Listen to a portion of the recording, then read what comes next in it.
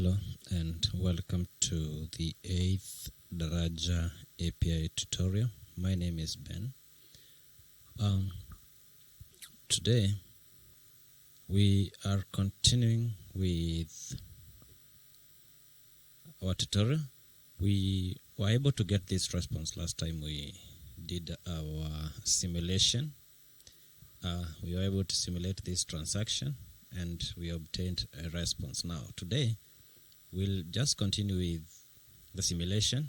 Then we want the moment M-PESA responds, we save this response to our database. So I'm hoping you are ready now, set. You know how to make a database connection. If not, I'll show you a piece of code. So I'll create a file and I'll call it config .php. And then here is where I'm going to write my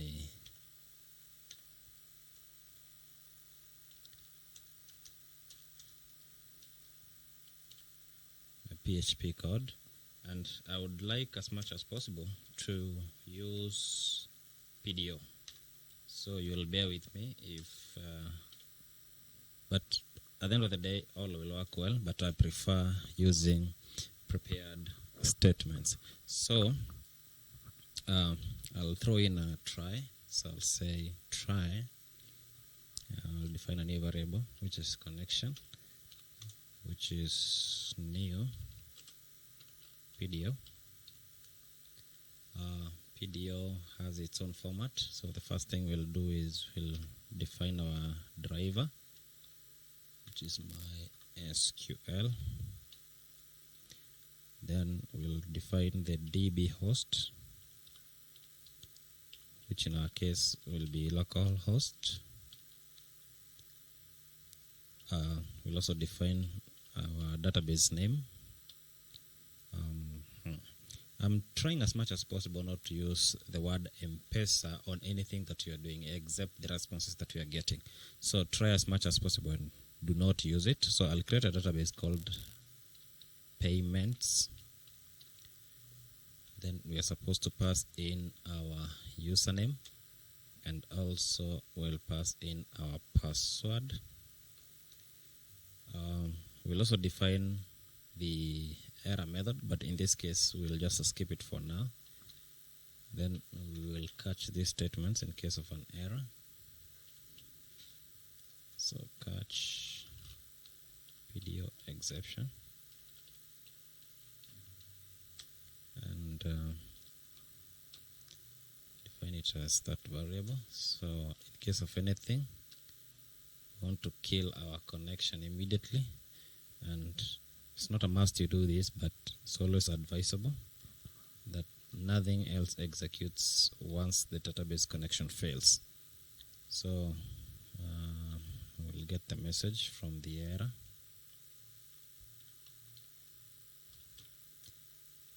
Like that. We can just put our personalized message here. Say error. Connecting. Now, if this was for production, I would probably not show this error. I'll just log it and probably request the user either to refresh or to report or to retry.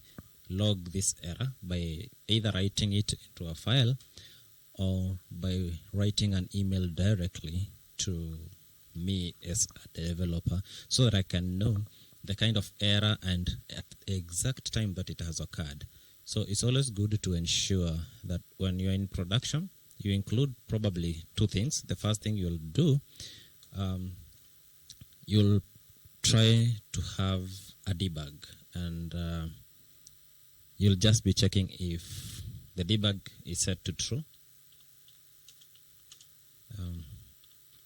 And if the debug is set to true, then it means that your system is under development. So probably here you define debug, and then else then it means that this is a production system. So you just either log it or do something. But in debug is when you show this message.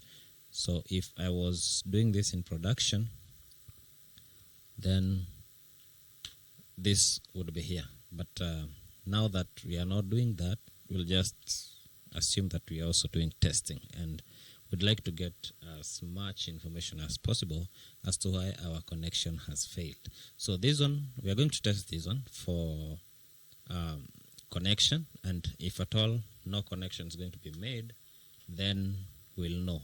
I would also probably like to just echo and say probably echo connection was successful.